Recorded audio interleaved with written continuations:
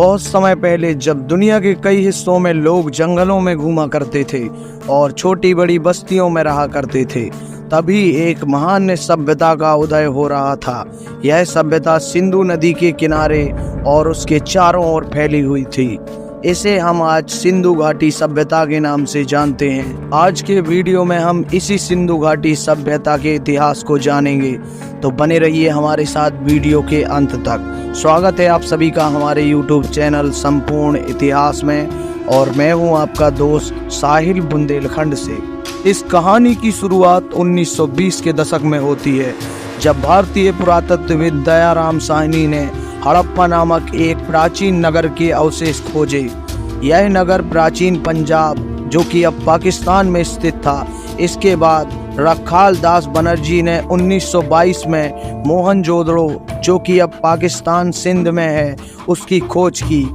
इन दोनों खोजों ने इतिहास के पन्नों में एक नई धारा प्रवाहित की और हमें एक अत्यंत विकसित सभ्यता के बारे में जानकारी दी। सिंधु घाटी के नगरों की योजना बड़ी ही अद्भुत थी। सिंधु घाटी के नगर अद्वितीय थे। हड़प्पा और मोहनजोदड़ो जैसे नगरों की सड़कों का जाल किसी ग्रिड की भांति फैला हुआ था। घर पक्के ईंटों से बने थे और उनमें बहुमंजिली इमारतें भी थीं। प्रत्येक घर में एक आंगन और कई कमरे होते थे। नालियों का भी एक सुव्यवस्थित नेटवर्क था, जिससे पानी का बहाव और गंदगी का निपटान होता था। इन नगरों के बीच में एक बड़ा स्नानागार होता था, जिसे महान स्नानागार कहते थे। यहाँ के लोग स्वच्छता का बहुत ध्यान रखते थे। अब कृषि और व्यापार के बारे में बात करते हैं। सिंधु घाटी के लोग खेती में बहुत निपुण थे। वे गेहूं, जौ और कपास जैसी फसलों की खेती किया करते थे। वे अपने उत्पादों को आसपास के क्षेत्रों में व्यापार करते थे। सिंधु घाटी के व्यापारियों के जहाज मेसोपोटामिया, आज का इराक, तक जाते थे। वहाँ के लोग सिंधु घाटी के मोतियों, गहनों और अन्य उत्पादों को बहुत पसंद करते थे। कला और शिल्प कला। सिंधु घाटी के लोग कला और शिल्प कला में भी निपुण थे।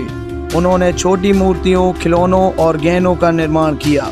मोहनजोदड़ो में मिली एक प्रसिद्ध मूर्ति नर्तकी यानी कि डांसिंग गर्ल इस सभ्यता की कला का उत्कृष्ट उदाहरण है। रहस्यमयी लिपि।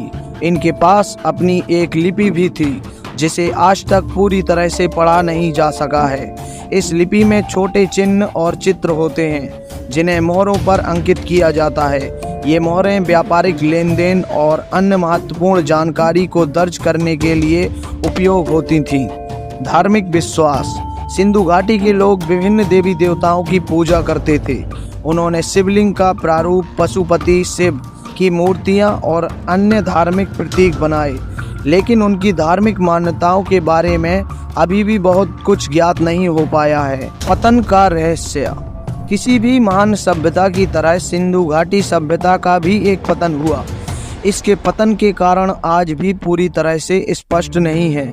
कुछ विद्वानों का मानना है कि पर्यावरण परिवर्तन, जैसे नदी मार्गों का बदलना या सूखना, बाढ़ और जलवायु परिवर्तन इसके पतन के कारण हो सकते हैं। कुछ अन्य विद्वान आर्यों के आक्रमण की भी संभावना पर विचार करते हैं, जबकि कुछ का मानना है कि आंतरिक संघर्ष और सामाजिक अस्थिरता भी इसके पतन के कारण हो सकते हैं। अंतिम विचार।